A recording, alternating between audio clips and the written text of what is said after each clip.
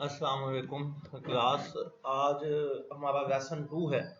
दरअसल वो सब स्टूडेंट कंफ्यूज हो रहे थे। मैंने जो पिछले लास्ट वीक जो लेसन 1 किया था, रिकॉर्ड किया था, लेक्चर दिए थे, वो इस वीक के लिए थे।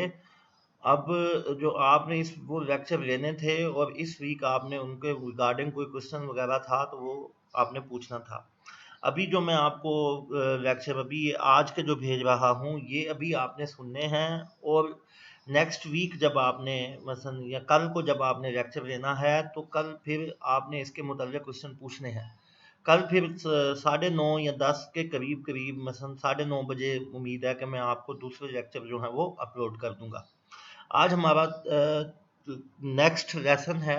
मसलन हमारे पास ये है जी, हमारे पास कस्टमर रिसर्च के बारे में कि क्योंकि कंज्यूमर बिहेवियर एक बहुत ही कॉम्प्लिकेटेड फील्ड है। ये भी आपको मसलन अंदाज़ा होगा।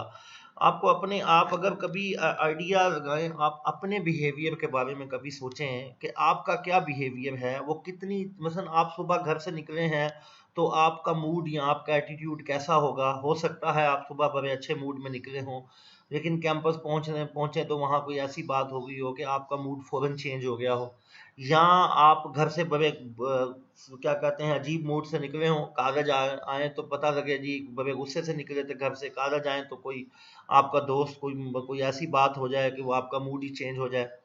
मसलन ये बिहेवियर जो है वो चेंज होता रहता है। इसी बिहेवियर को मार्केटिंग की कंपनीज या डिफरेंट रिसर्च जो कंडक्टेड पीपल हैं वो जज करना चाहते हैं कि कस्टमर का बिहेवियर क्या है। इसमें सबसे पहली चीज जो हम जज करेंगे, मसलन हमारे पास ये 5 टाइप्स हैं। इसमें बहुत सारी चीजें आपने पढ़ी होंगी रिसर्च में, क्योंकि आप जिस सेमेस्टर में रिसर्च से होके आए होंगे, तो मैं इतना ज्यादा उनको डिटेल से डिस्कस नहीं करूंगा। मैं कस्टमर वैल्यू है जिसको हम डिटेल से डिस्कस करेंगे, क्योंकि ये मुकम्मल तौर पर एक मार्केटिंग का क्या कहते हैं वो चैप्टर है। जब तक आप इसको नहीं समझेंगे आप आगे नहीं चल सकेंगे। उसके बाद है जी कंज्यूमर रिसर्च। कंज्यूमर रिसर्च का किस तरह होगी, क्वालिटेटिव होगी और क्वांटिटेटिव होगी। डाटा कलेक्शन मेथड्स में सर्वे है, एक्सपेरिमेंट्स है, ऑब्जर्वेशंस हैं। टाइप्स ऑफ डाटा में सेकेंडरी है, प्राइमरी है, और वैलिडेटी रिलायबिलिटी ये आपने चेक करना है। ये आपको शाह साहब ने या डॉक्टर साहब ने जो रिसर्च पढ़ाई होगी आपको वो आइडिया होगा उसका। अब हम कस्टमर वैल्यू को जरा देखते हैं। देखें, वैल्यू बहुत ही सब्जेक्टिव चीज है मेरे हिसाब से। मसलन मैंने जो देखा है, लेकिन अगर हम वैल्यू की डेफिनेशन करना चाहें तो पहले सब्जेक्टिव को मैं डिफाइन कर लूं। सब्जेक्टिव क्या है? मसलन हर किसी के नजदीक वैल्यू एक डिफरेंट चीज है। मसलन मेरे नजदीक मैंने किसी भी प्रोडक्ट को परचेज करना है, खरीदना है, तो उसकी वैल्यू भी डिफरेंट होगी। और अगर किसी और के नजदीक मैं उसको देखूंगा तो वो उसकी वैल्यू मसलन वो हो सकता है वो डिफरेंट किसी चीज को वैल्यू दे। लेकिन ये सब्जेक्टिव है, लेकिन इसकी एक डेफिनेशन जरूर है। वो जो आपने देखे ये दो एरो बनाए हुए हैं कि जी कस्टमर की जो वैल्यू है वो डिफरेंस है। कस्टमर कितना पे कर रहा है और कितना उस पे के अगेंस्ट, मसलन कस्टमर ने जो प्राइस पे की है या कस्टमर ने जो सेक्रीफाइस किया है उसके अगेंस्ट उसको कितना मिल रहा है। अगर कस्टमर ने जो सेक्रीफाइस किया है, जो प्राइस पे की है, उसके अगेंस्ट उसको उससे ज्यादा मिल रहा है, तो हम ये कहते हैं कि कस्टमर बहुत ही ज्यादा डिलाइट है और वो विलिंग है पे करने के लिए।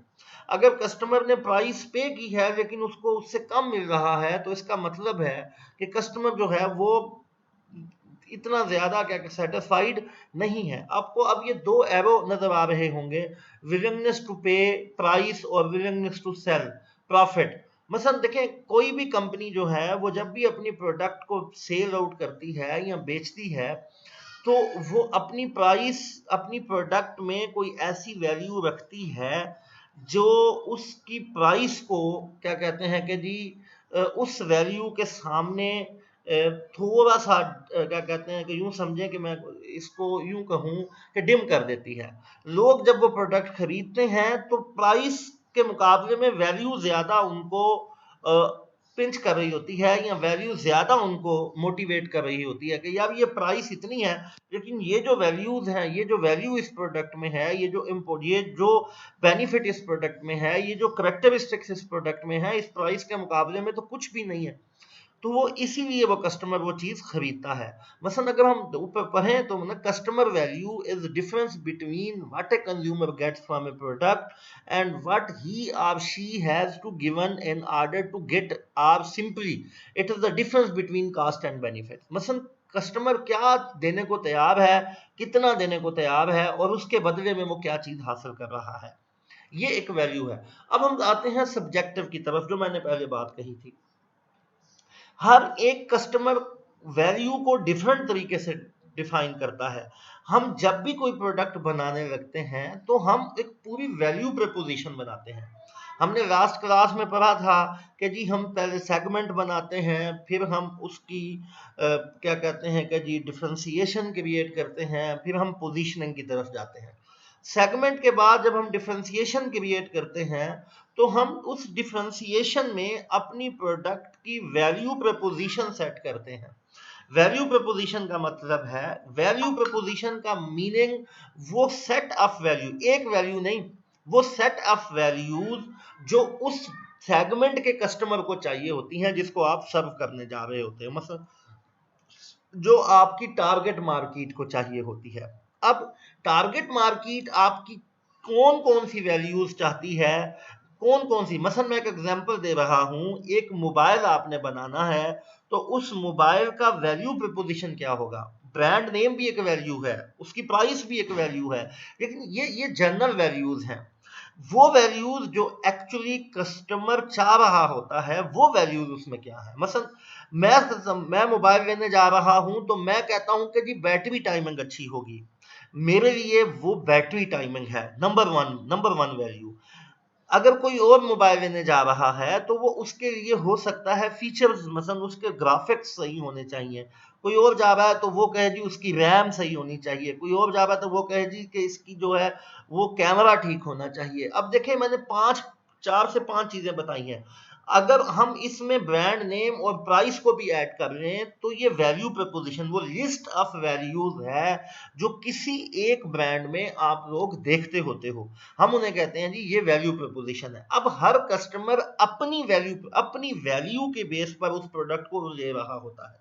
जब आप किसी सेगमेंट को सर्व करने के लिए जा रहे होते हैं तो उस सेगमेंट की वो वैल्यूज जो उस सेगमेंट में कस्टमर में पाई जाती हैं वो लिस्ट कर लेती है कंपनी। और कंपनी जब अपनी प्रोडक्ट बना रही होती है तो वो वैल्यूज उसको उस प्रोडक्ट में दिखानी पड़ती हैं, उसको बताना पड़ता है कस्टमर को, या उसकी प्रोडक्ट इस तरह हो या सर्विस इस तरह हो कि उसमें से वो वैल्यू नजर आए। ठीक, अब हम कंज्यूमर रिसर्च की तरफ, उम्मीद है कि कस्टमर वैल्यू या सब्जेक्टिव वो ये सारा कुछ आपको आइडिया हो गया होगा। अब हम आते हैं कंज्यूमर रिसर्च की तरफ। देखें रिसर्च का काम क्या होता है, मैं एक एग्जांपल बताता। एटीट्यूड या बिहेवियर बहुत ही कॉम्प्लेक्स चीज है।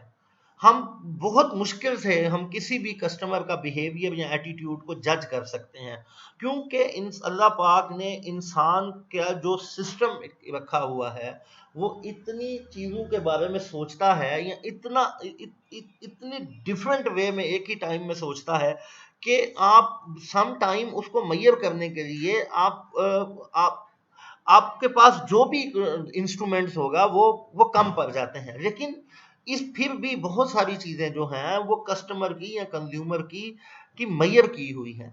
अब हम कस्टमर रिसर्च या कंज्यूमर रिसर्च के बारे में कहते हैं कि ये एक इन्वेस्टिगेशन है किसी भी कस्टमर की या किसी भी कंज्यूमर की, कि जो हम उसके बिहेवियर पे जाके या कंज्यूमर के बिहेवियर को चेक करने के लिए, उसको उसकी साइकोलॉजी को चेक करने के लिए, उसके परचेज के पैटर्न को चेक करने के लिए हम रिसर्च करते हैं। अब हर रिसर्च का कोई ना कोई ऑब्जेक्टिव होता है जिसे हम रिसर्च ऑब्जेक्टिव कहते हैं। रिसर्च अपने उस ऑब्जेक्टिव पे फोकस करती होती है।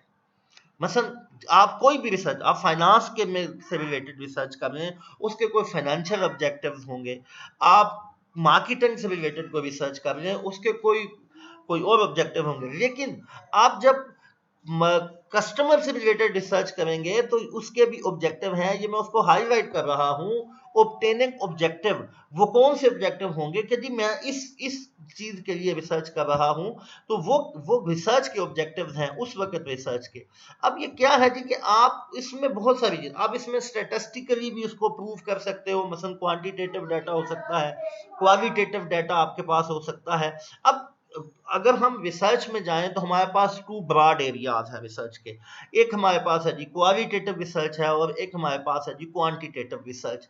ये अब नेक्स्ट मैं उसको लेक्चर में करता हूं आपको जी।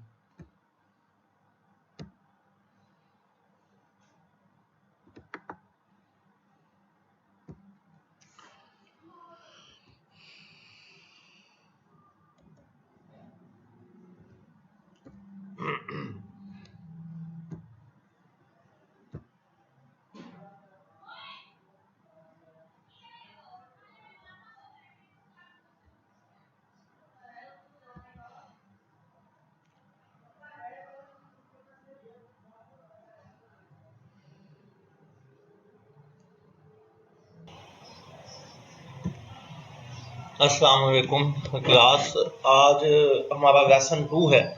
दरअसल वो सब स्टूडेंट कंफ्यूज हो रहे थे। मैंने जो पिछले लास्ट वीक जो लेसन 1 किया था, रिकॉर्ड किया था, लेक्चर दिए थे, वो इस वीक के लिए थे। अब जो आपने इस वो लेक्चर लेने थे और इस वीक आपने उनके रिगार्डिंग कोई क्वेश्चन वगैरह था तो वो आपने पूछना था। अभी जो मैं आपको लेक्चर अभी आज के जो भेज रहा हूँ ये अभी आपने सुनने हैं, और नेक्स्ट वीक जब आपने मसलन या कल को जब आपने लेक्चर लेना है तो कल फिर आपने इसके मुताबिक क्वेश्चन पूछने हैं।